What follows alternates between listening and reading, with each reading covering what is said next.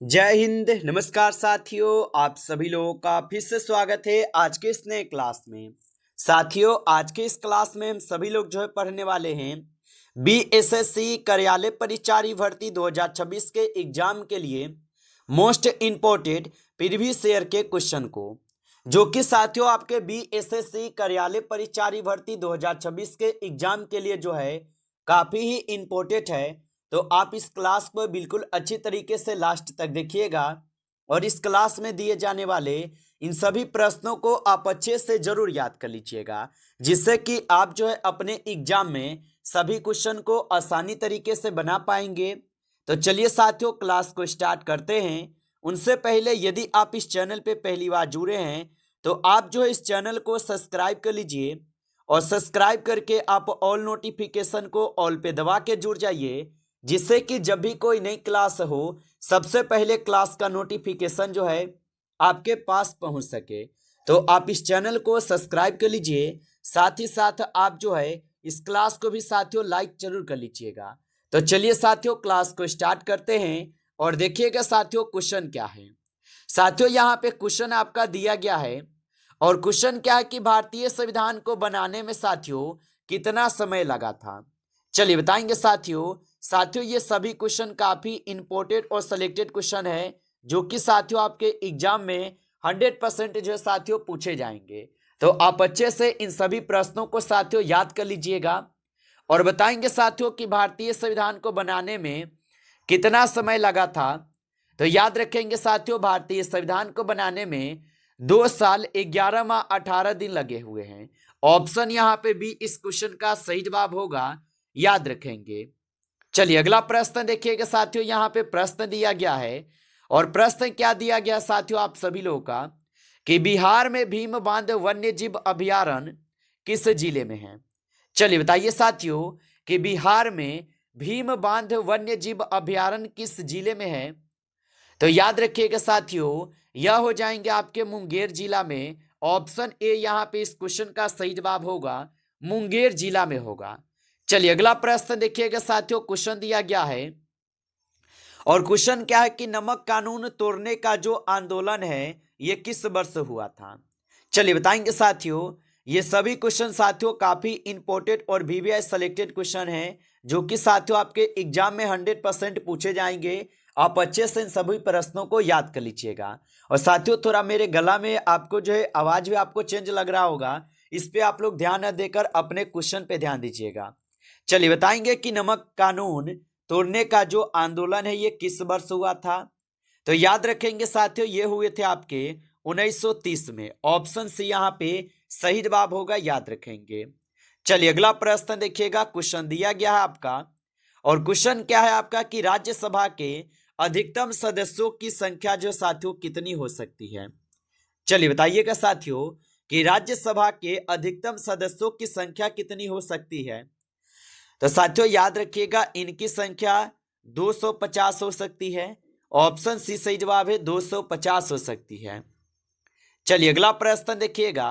प्रश्न साथियों की पृथ्वी का सबसे यहाँ पे निकटतम ग्रह जो साथियों कौन सा है।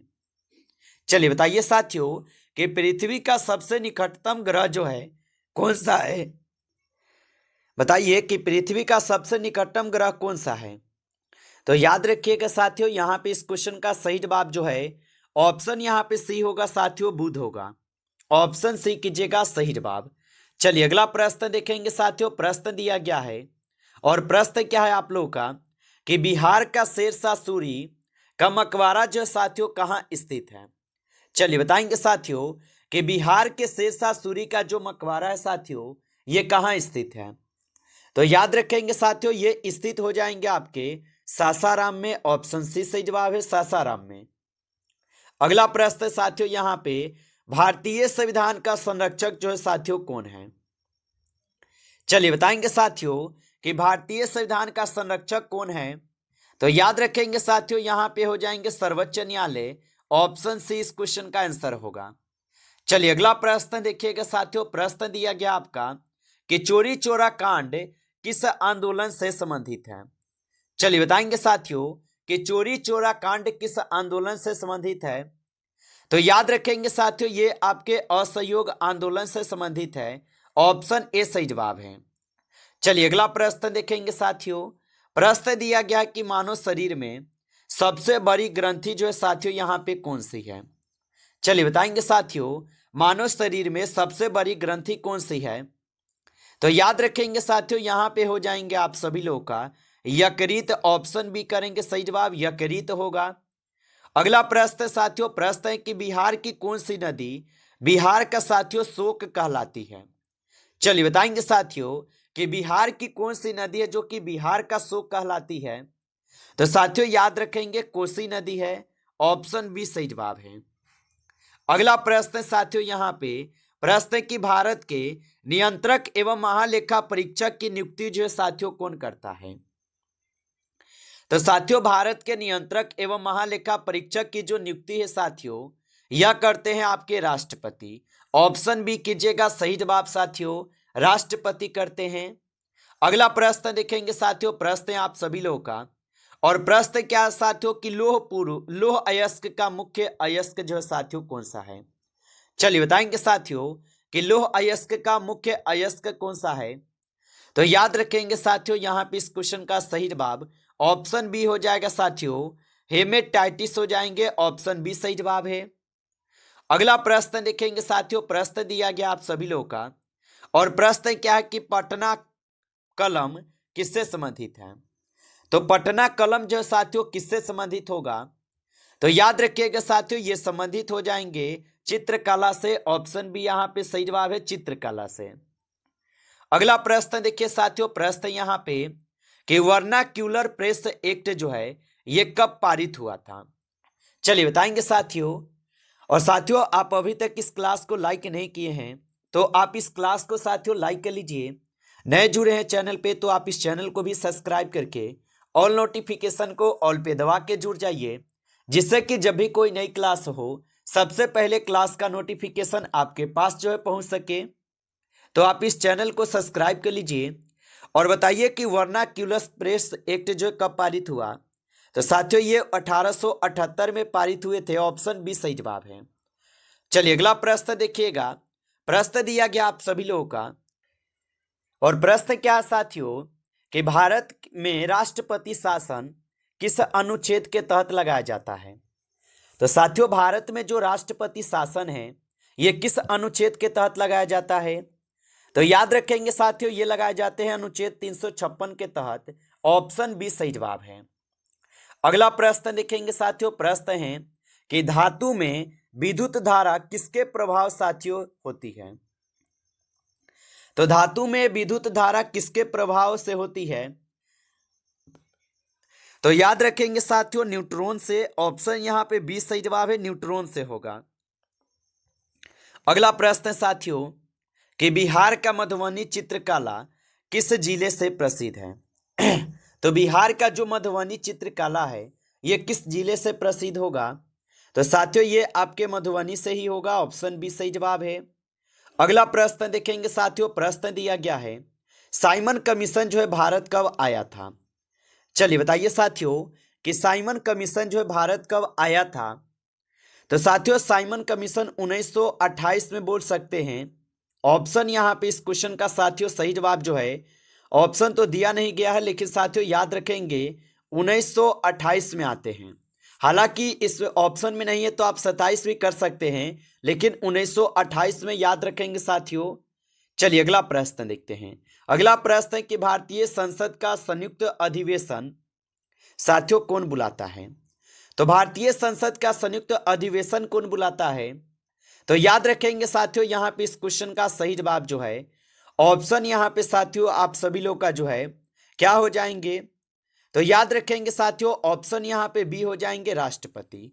ऑप्शन यहाँ पे बी सही जवाब है।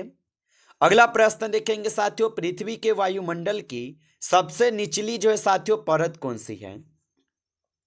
तो पृथ्वी के वायुमंडल की सबसे निचली परत कौन सी है। तो याद रखेंगे साथियों यहाँ पे इस क्वेश्चन का सही जवाब जो है ऑप्शन बी होगा, क्षोम मंडल। ऑप्शन बी सही जवाब है, क्षोम मंडल होगा। अगला प्रश्न देख लीजिएगा। क्वेश्चन है कि बिहार में काकोरी षड्यंत्र से संबंधित क्रांतिकारी कौन थे। चलिए बताइए साथियों कि बिहार में काकोरी षड्यंत्र से संबंधित क्रांतिकारी कौन थे? तो याद रखेंगे साथियों, यहाँ पे थे आपके योगेंद्र शुक्ल। ऑप्शन यहाँ पे बी सही जवाब है, योगेंद्र शुक्ल हो जाएंगे। अगला प्रश्न देखेंगे साथियों, प्रश्न है कि पंचशील सिद्धांत किससे संबंधित है? चलिए बताएंगे साथियों कि पंचशील सिद्धांत किससे संबंधित है। तो याद रखेंगे साथियों, यहाँ पे इस क्वेश्चन का सही जवाब जो है ऑप्शन ए हो जाएंगे साथियों, भारत चीन संबंध से। ऑप्शन ए सही जवाब है। चलिए अगला प्रश्न देखिएगा। प्रश्न है साथियों, रक्तचाप मापने की इकाई क्या है? चलिए बताएंगे साथियों, रक्तचाप मापने की इकाई क्या है? तो साथियों रक्तचाप मापने की इकाई जो है आपके mmHg है। ऑप्शन सी करेंगे सही जवाब। अगला प्रश्न साथियों, और प्रश्न क्या दिया गया आपका कि चंपारण वर्तमान में किस प्रमंडल में आता है? तो साथियों चंपारण जो है वर्तमान में किस प्रमंडल में आते हैं? तो याद रखेंगे साथियों, ये आते हैं आपके तिरहुत में। ऑप्शन यहाँ पे साथियों बी सही जवाब है। अगला प्रश्न देखेंगे साथियों, प्रश्न यहाँ पे है, भारतीय राष्ट्रीय ध्वज में अशोक चक्र में कितनी तिलियां होती हैं? तो साथियों भारतीय राष्ट्रीय ध्वज में अशोक चक्र में जो है कुल आपके 24 जो है साथियों तिलियां होती है। ऑप्शन यहाँ पे सी सही जवाब है, 24 तिलियां होती है, आप याद रखेंगे। अगला प्रश्न है साथियों कि अकबर का जन्म जो साथियों कहाँ हुआ था? तो साथियों अकबर का जो जन्म है साथियों ये आप सभी लोग का होता है अमरकोट में। ऑप्शन सी कीजिएगा सही जवाब, अमरकोट में होता है। अगला प्रश्न देखेंगे साथियों, प्रश्न है भारत में मौद्रिक नीति जो है कौन बुलाता है? चलिए बताइए साथियों कि भारत में मौद्रिक नीति कौन बनाता है? तो साथियों भारत में भारतीय रिजर्व बैंक के द्वारा बनाई जाती है। ऑप्शन सी सही जवाब है। अगला प्रश्न है साथियों यहाँ पे कि बिहार का विष्णुपद मंदिर कहाँ स्थित है? चलिए बताइए साथियों कि बिहार का विष्णुपद मंदिर कहाँ स्थित है? तो साथियों गया में स्थित है। ऑप्शन बी कीजिएगा सही जवाब। अगला प्रश्न है साथियों यहाँ पे कि कोस्का का पावर हाउस जो है साथियों किसे कहा जाता है? चलिए बताइए साथियों कि कोस्का का पावर हाउस किसे कहा जाता है? तो माइटोकॉन्ड्रिया को साथियों कोस्का का पावर हाउस भी बोला जाता है। ऑप्शन बी कीजिएगा सही जवाब। अगला प्रश्न है साथियों यहाँ पे कि भारत रत्न पुरस्कार की शुरुआत कब हुई थी? चलिए बताएंगे साथियों कि भारत रत्न पुरस्कार की शुरुआत कब हुई थी? तो याद रखेंगे साथियों आपके 1954 में हुई थी। ऑप्शन बी सही जवाब है, 1954 में हुई थी। अगला प्रश्न साथियों यहाँ पे भारतीय संविधान में कितनी अनुसूचियां हैं? तो साथियों अभी अगर वर्तमान समय में अगर आप देखेंगे तो साथियों वर्तमान समय में जो आपके भारतीय संविधान में कुल आपके 12 अनुसूचियां हो चुके हैं। ऑप्शन यहाँ पे सी सही जवाब है। अगला प्रश्न साथियों कि लाल किला किस मुगल शासक ने बनवाया था? चलिए बताइए साथियों कि लाल किला किस मुगल शासक ने साथियों बनवाया था? तो याद रखिएगा साथियों यहाँ पे बनवाए हुए थे शाहजहां। ऑप्शन सी इस क्वेश्चन का आंसर होगा। अगला प्रश्न साथियों यहाँ पे आपका कि बिहार में सिमरिया मेला किस नदी के तट पर साथियों लगता है? चलिए बताएंगे साथियों कि बिहार में सिमरिया मेला किस नदी के तट पर लगता है? तो याद रखेंगे साथियों ये लगते हैं गंगा नदी के तट पर। ऑप्शन सी सही जवाब है। अगला प्रश्न साथियों कि मानव शरीर में कुल कितनी हड्डियां होती है? तो साथियों मानव शरीर में जो है कुल 206 हड्डी होते हैं। ऑप्शन सी सही जवाब होगा।